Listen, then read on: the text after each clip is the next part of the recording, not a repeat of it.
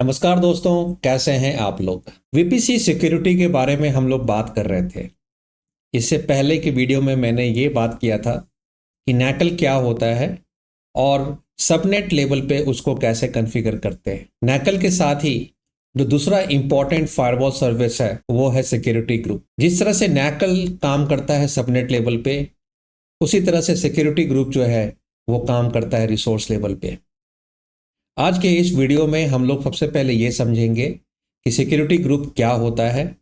हम लोग कंसोल में जाकर देखेंगे, उसको कॉन्फ़िगर भी करेंगे और जो सबसे इम्पॉर्टेंट बात है वो ये कि सिक्योरिटी ग्रुप जो है उसको कब यूज़ करना है, कैसे यूज़ करना है और ये नैकल से डिफरेंट क्यों है।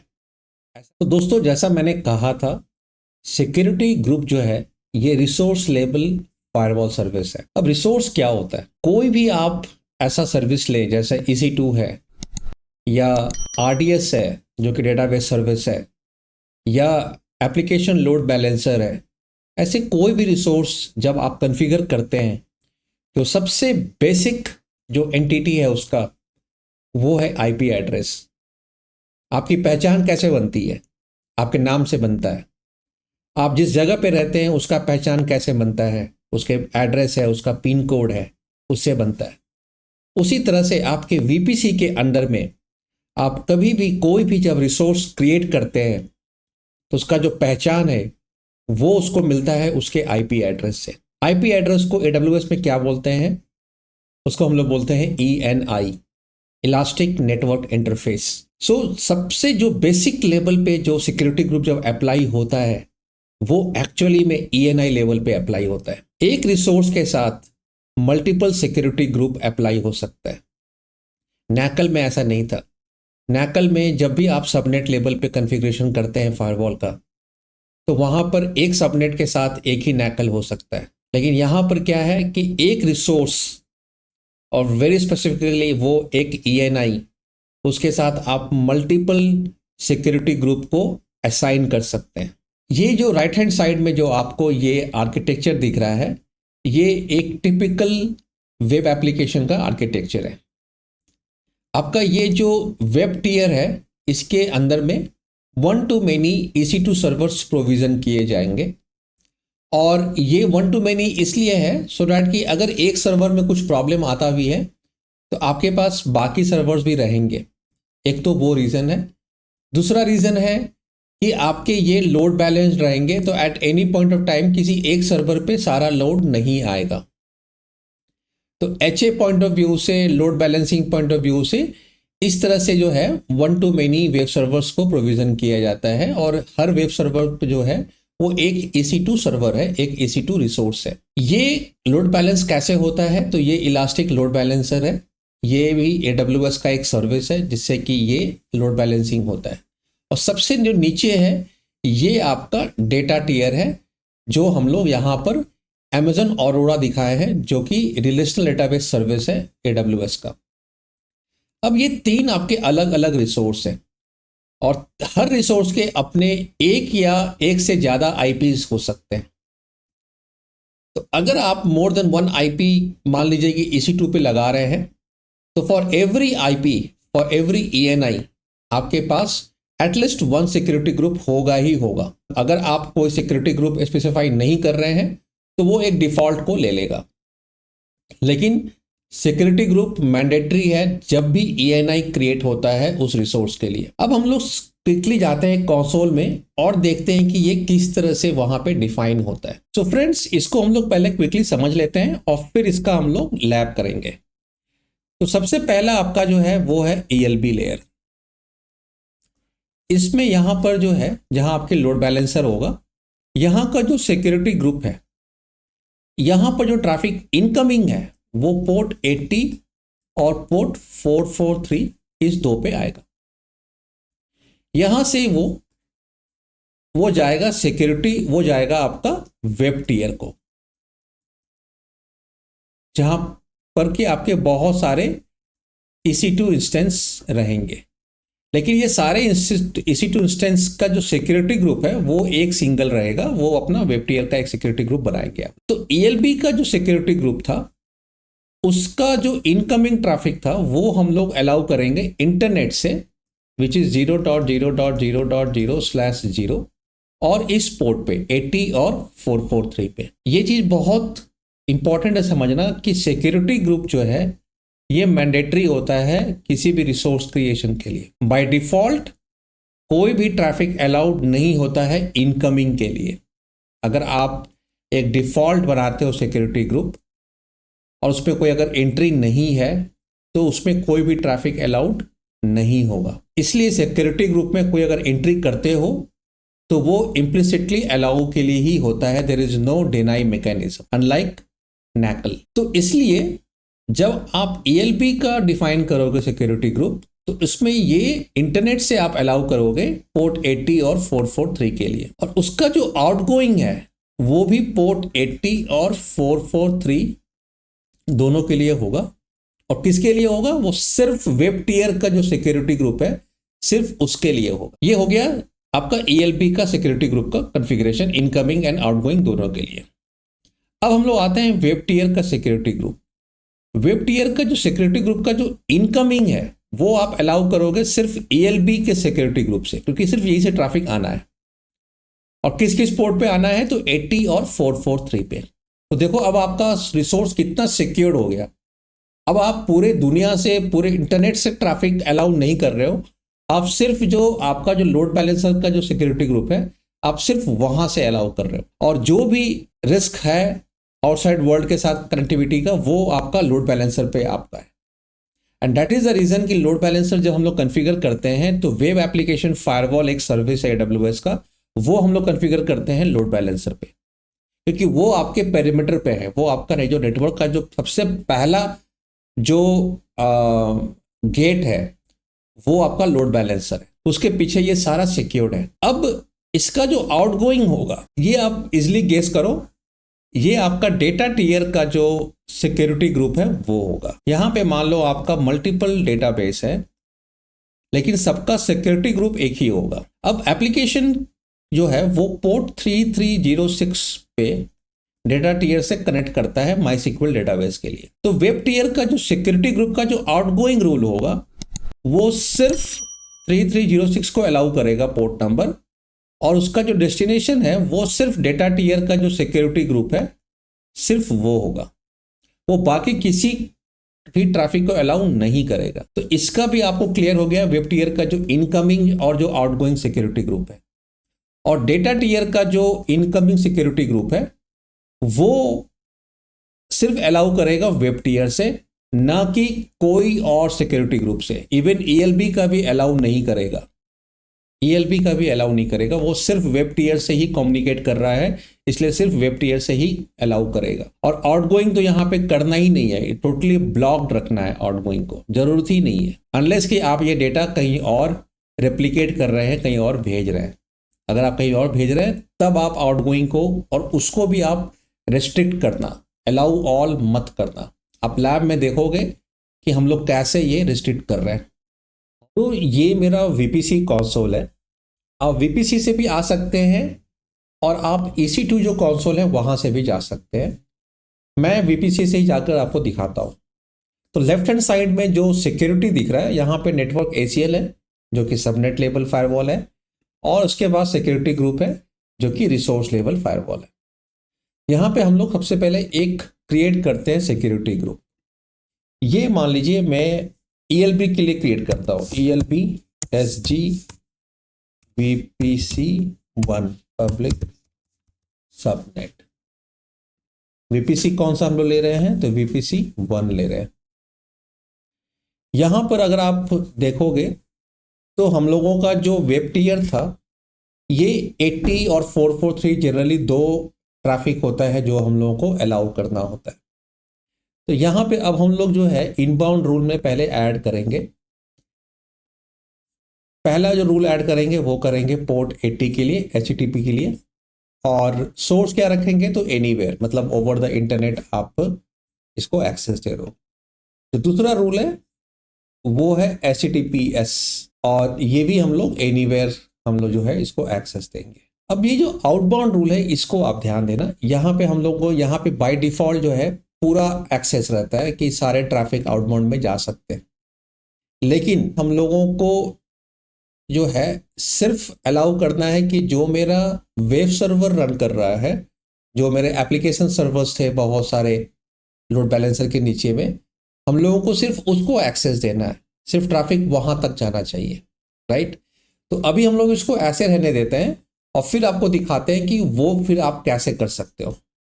तो जो भी ये नाम हमने यहाँ पर दिया है इसको मैं जस्ट कॉपी कर लेता हूँ और यहाँ पर एक टैग दे देते हैं नेम, उसका यहाँ पर वैल्यू दे देते हैं और ये जो है ये क्रिएट सिक्योरिटी ग्रुप कर देते हैं। यहाँ पर भी इसको डिस्क्रिप्शन दे देते हैं क्रिएट सिक्योरिटी ग्रुप। तो ये आपका सिक्योरिटी ग्रुप तैयार हो गया। ये आपका जो है ये ELB के लिए तैयार किया है। ELB मतलब इलास्टिक लोड बैलेंसर, इसके लिए तैयार किया है। जो दूसरा सिक्योरिटी ग्रुप है अब हम लोग उसको भी बनाते हैं।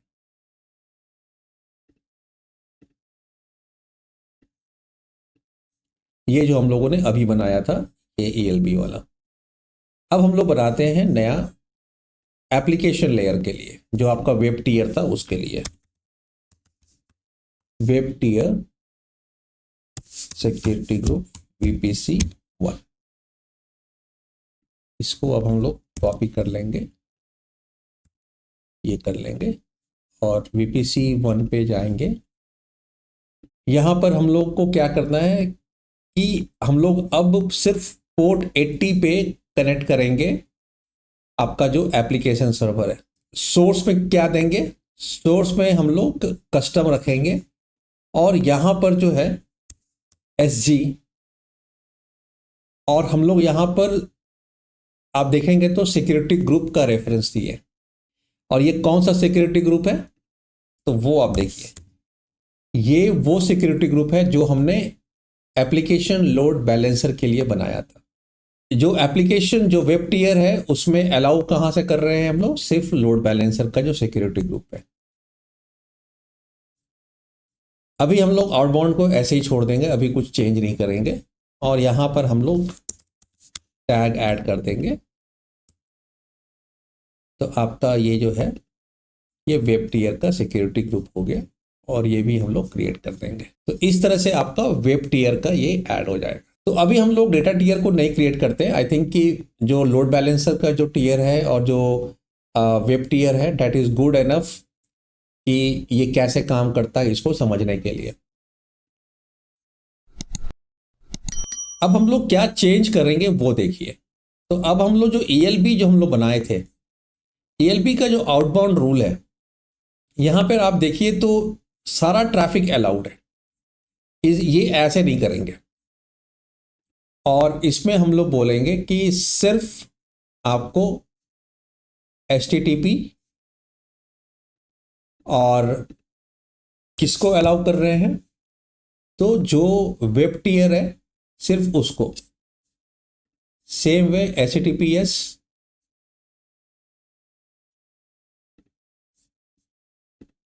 और किसको करेंगे तो जो वेब टीयर है सिर्फ उसको, और जो पहला जो था जो डिफॉल्ट था जिसपे कि सारे अलाउड थे उनको हम लोग हटा देंगे और यहां पर सेव कर देंगे।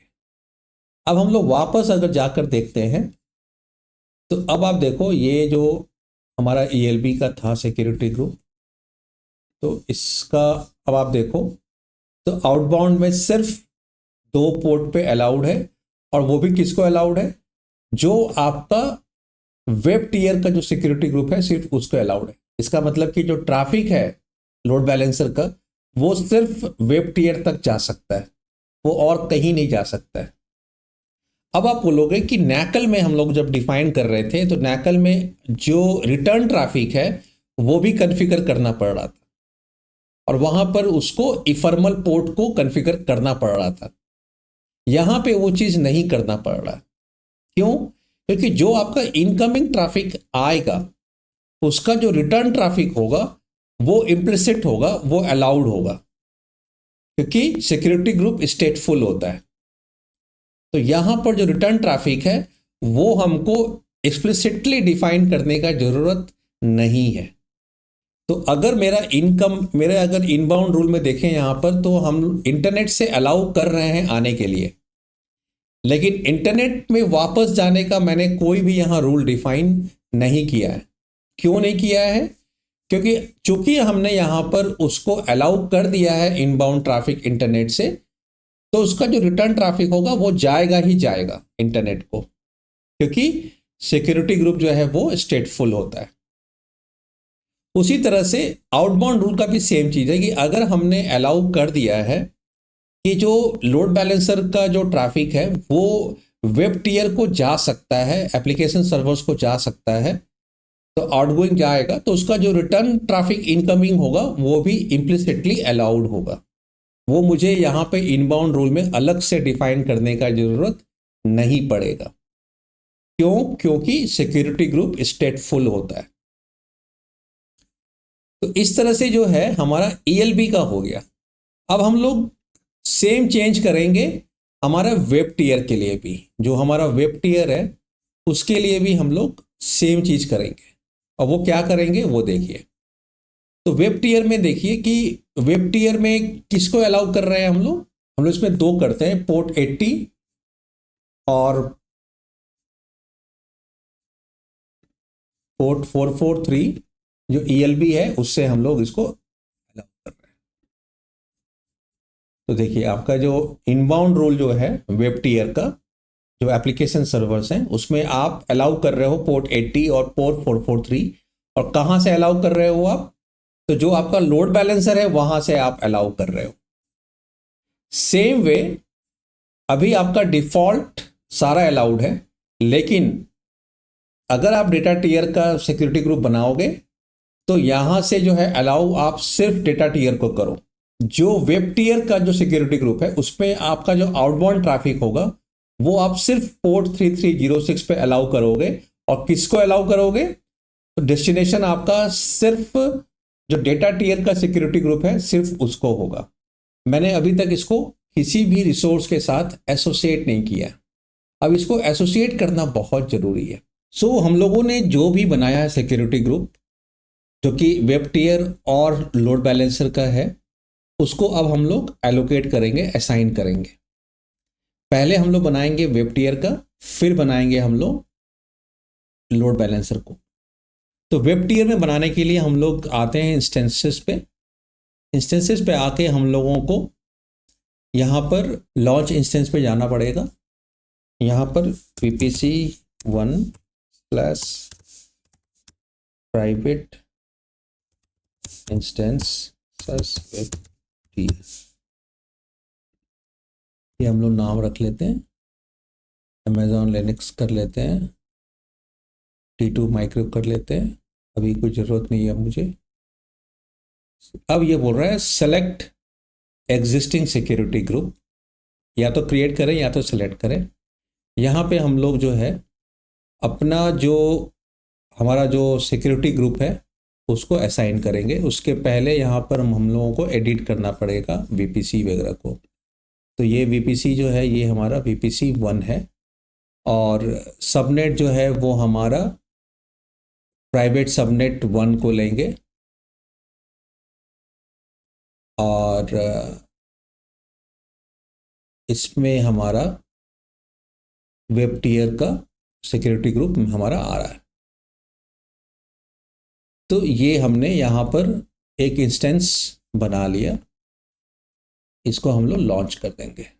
जब तक ये लॉन्च हो रहा है हम लोग एक और क्रिएट करेंगे दूसरे AZ में। ये जो है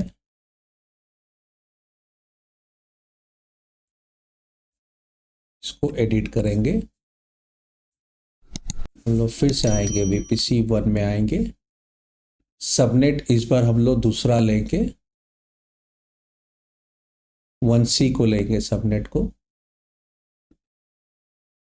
जो कि मेरा प्राइवेट सबनेट है। इसमें फिर से हम सेम वेब टीयर का ही सिक्योरिटी ग्रुप को लेंगे, T3.micro ले लेगा। ये हम लोग लॉन्च कर दिए। तो हमारे पास टोटल जो है दो सर्वर आ गए, VPC1 का, ये वेब टीयर का, ये तो दिख रहा है आपको। और ये दोनों जो सर्वर्स है इसका सेम है सिक्योरिटी ग्रुप। आप यहाँ पे देख लें, सिक्योरिटी में जाएंगे तो ये सिक्योरिटी ग्रुप है वेब टीयर्स SGVPC1, जहाँ हम लोगों ने सिर्फ 80 और 443 को अलाउ किया है। और वो भी कहाँ से, सोर्स क्या रखा है, तो वो जो लोड बैलेंसर जो है उसका जो सिक्योरिटी ग्रुप है सिर्फ उसको सोर्स रखा है। आउटबाउंड में जो है अभी हमने सारा अलाउ किया हुआ है, बट जब आप अपने प्रोजेक्ट में डेटा टीयर बनाओगे और उसका रखोगे सिक्योरिटी ग्रुप, तो यहाँ पे आप सिर्फ उसको अलाउ करना पोर्ट 3306 पे, राइट।